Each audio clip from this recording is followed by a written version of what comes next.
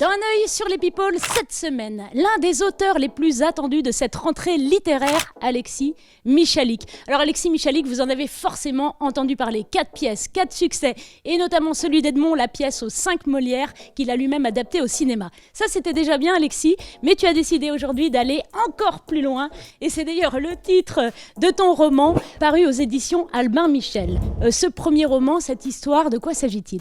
Alors c'est l'histoire d'Antoine, un jeune homme de 26 ans, dont le père est parti il y a 20 ans. Il est parti sans laisser d'adresse et il a jamais recontacté la cellule familiale. Et puis Antoine s'est un peu construit en opposition à ce départ. Donc c'est quelqu'un de très droit, d'ailleurs il fait des études de droit, il va se marier, etc. Et un jour il reçoit une carte postale envoyée par son père, mais qui a été perdue par la poste pendant 17 ans. Et cette carte postale est envoyée d'un petit village en Autriche et dit simplement « Je pense à vous, je vous aime, Charles », qui est le nom du père. Et donc il en parle à son meilleur ami, Laurent, un apprenti journaliste, et à sa petite sœur, Anna, par la force des choses, qui elle est bien plus bordélique et extravagante qu'Antoine. Et ce trio va partir sur les routes à la recherche du père disparu, et en cherchant le père, ils vont se trouver eux-mêmes, et ils vont découvrir un peu leurs origines, et ils vont traverser une certaine histoire de l'Europe au XXe siècle. On a pu parler bien sûr de romans d'aventure, parce qu'il s'agit de ça, mais il y a eu des formules dans la presse que j'ai trouvées assez intéressantes. On a parlé d'un guide du routard romanesque ou encore d'un road movie généalogique. Un roadbook même, je dirais. C'est un roadbook généalogique, c'est pas mal. Ouais. Géographiquement, on le disait, on va voyager énormément. Alors on va visiter de nombreux pays, de très très nombreuses villes. Évidemment, on se doute que tu n'as pas pu tout visiter. Alors comment est-ce que tu as effectué ton travail de recherche ? Comment tu peux nous donner l'illusion de tout connaître ? C'était ça le but en tout cas. J'ai visité quelques-uns des pays qu'ils vont traverser. Et le but, c'était que les pays que je n'ai pas visités, je puisse parvenir à les décrire avec la même justesse que ceux que je connaissais déjà. Donc il y a une part de recherche un peu classique, des bouquins, et puis Wikipédia, l'histoire du pays.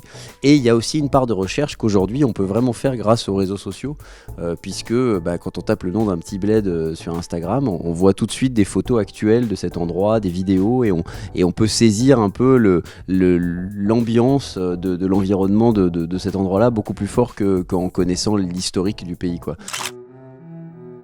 Ami lecteur, avant de pénétrer dans les méandres du récit, je voudrais te poser une question. Qui es-tu ? Je voudrais que tu réfléchisses un instant à ce qui fait que tu es toi. Il n'y a pas l'ombre d'un mouvement sectaire derrière cette entrée en matière, il n'y a pas de paroisse, pas de salut, pas d'enfer, juste des questions. Car les questions sont la vie même. Tant qu'il existera quelqu'un pour questionner et pour se questionner, l'humanité vivra, avancera, reculera, s'effondrera, renaîtra de ses cendres. Pourquoi le choix du roman pour raconter cette histoire ? Le roman, c'était une manière d'avoir la liberté totale de raconter une histoire longue, s'il fallait qu'elle soit longue, qui n'avait pas de contraintes économiques. Quand on écrit un roman, si on raconte une scène avec des voiliers et des galions et une bataille et une guerre, ça coûte pas plus cher que de raconter une scène qui se passe dans un café. Et donc, je savais que j'allais avoir ce genre de scène et que par conséquent, le plus simple, c'était d'écrire un roman.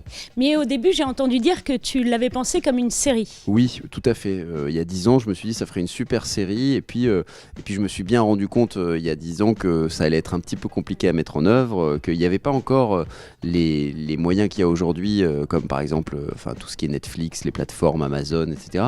C'est-à-dire une plateforme où on peut faire une série, on peut regarder une série espagnole aujourd'hui en VO comme Casa de Papel, alors qu'il y a 10 ans, il n'y avait pas ça. Il y avait les chaînes nationales et c'est tout. Il n'y avait pas Internet, on regardait pas les choses sur Internet. Est-ce que justement on ne pourrait pas y voir dans loin les prémices d'une collaboration avec Netflix par exemple ? Ouais, voilà, faudrait qu'ils m'appellent, qu'ils lisent le roman, mais en tout cas c'est aujourd'hui évidemment que je me dis ça ferait une super série si jamais ça marche et que ça intéresse des gens, mais rien n'est jamais fermé, absolument. Ouais. Et puis on y retrouve les codes de la série, je pense notamment aux scènes dialoguées, et puis de nombreux rebondissements à chaque fin de chapitre pour vraiment nous tenir en haleine.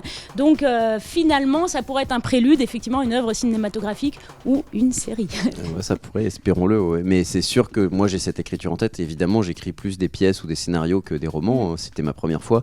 Et dès que c'est du dialogue, moi je suis dans mon élément, donc c'est beaucoup plus facile pour moi d'écrire du dialogue. Même parfois, je me dis, bon allez, là ça fait déjà 2 pages de dialogue, il faut que je commence à faire autre chose parce que ça peut pas être que ça, quoi. Alors au théâtre, tu as réussi à rendre tes pièces aussi fun qu'une série télé. Avec ce roman, est-ce que tu as l'ambition justement de faire aimer la lecture lecture à ceux qui ne lisent pas. Je serais vraiment très égotique si j'avais cette ambition-là, mais non, j'espère juste. Moi, mon but, c'était de faire un vrai roman d'aventure.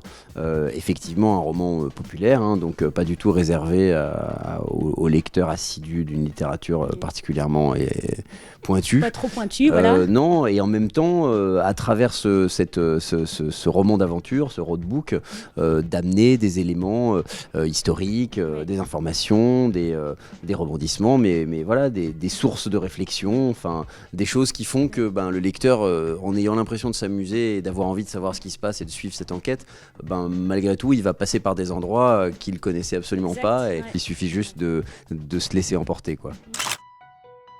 C'est une question, comme toutes les questions, à la fois particulière et générale, individuelle et absolue, universelle et quotidienne. Ainsi, qu'est-ce qui peut bien pousser notre breton moyen à payer 14 € de taxi jusqu'à la gare de Morlaix, à subir 3h30 de TGV, 3 stations de métro et 17 ou 18 de RER selon le terminal, une bonne demi-heure de queue pour dire un au revoir incertain à ses bagages, 1 ou 2 contrôles de sécurité, je passe sur l'humiliation silencieuse que représente l'enlèvement des ceintures, chaussures et autres produits d'hygiène, un vol de 27 heures, enfin, ponctué de 2 ou 3 escales pour aller s'alanguir sur les plages de Nouvelle-Calédonie, qui n'ont dans l'absolu, si ce n'est une petite différence de température, de faune et de flore, rien de plus que celle du Finistère.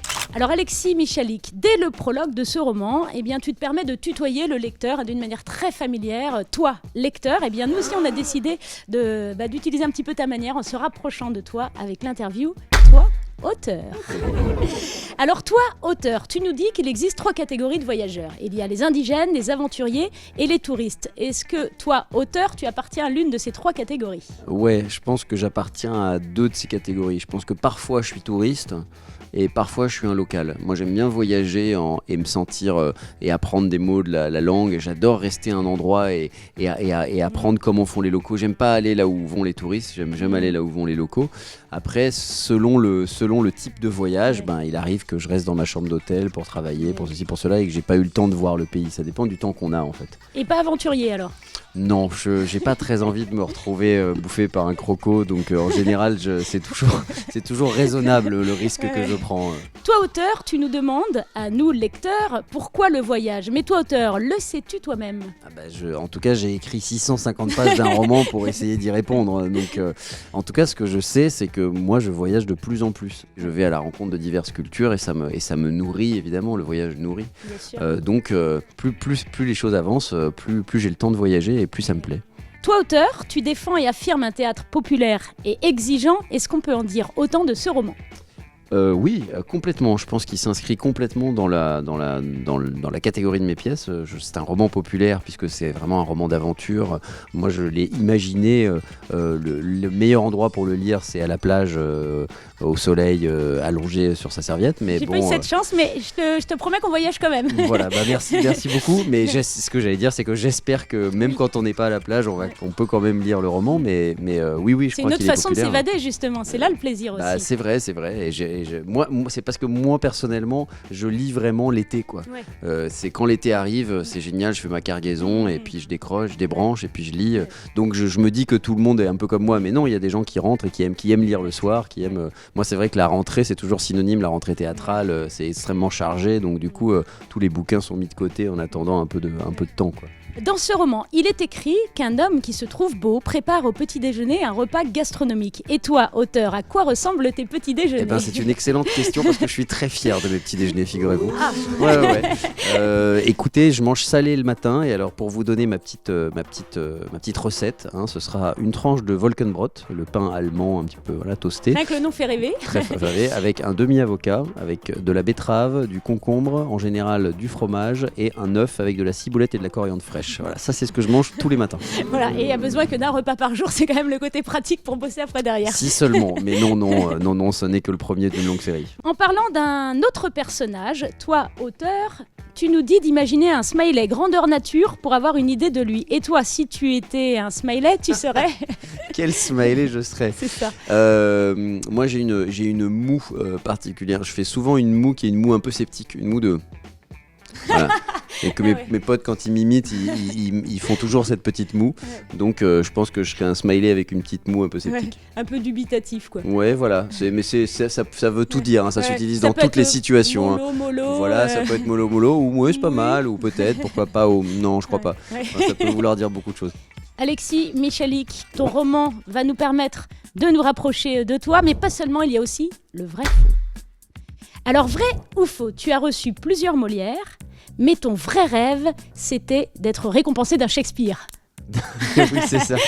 Exact. Ouais. Oui, je suis plus Shakespeare que Molière. J'avoue, je préfère Shakespeare. C'est un scénariste extraordinaire. Molière est très honorable à plein Ouais. d'égards, mais c'est pas mon auteur préféré. Vrai ou faux, tu es un grand collectionneur de canettes de coca. Alors, je l'étais. Hein, ça appartient à mon passé, effectivement. Maintenant, il collectionne des Molières. Voilà, c'est ça, c'est un peu honteux, mais oui, je collectionnais les canettes de coca vides. Et puis à un moment, je me suis quand même rendu compte que ça n'avait pas grand sens, et donc je m'en suis débarrassé joyeusement.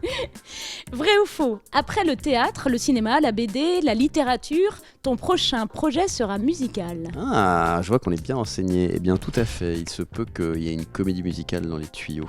Mais on n'en revient saura à tes pas premiers plus. amours, en tout cas. Exactement, ouais. Vrai ou faux, le secret de ton succès réside dans ton shampoing. Oui, c'est quelque chose que j'ai déjà dit, ouais. Absolument. Et je suis très très fier de mes cheveux. Et donc, déjà d'en avoir. Non, il y a évidemment aucun secret de mon succès, si ce n'est le travail et le travail, quoi. Oui, tu cites souvent Charlie Chaplin qui dit Ouais. que le succès, finalement, c'est 1% de talent, 99% de sueur. C'est exactement vrai. Et c'est vrai pour tout le monde Mais c'est vrai qu'on interviewé. on a tendance à pas avoir envie d'y croire parce que comme tout te réussit, que tu es assez jeune, etc. Oui, la galère, elle est relative, hein. Je veux dire, j'ai jamais crevé de faim, j'ai jamais été dans une situation où ma vie était en danger.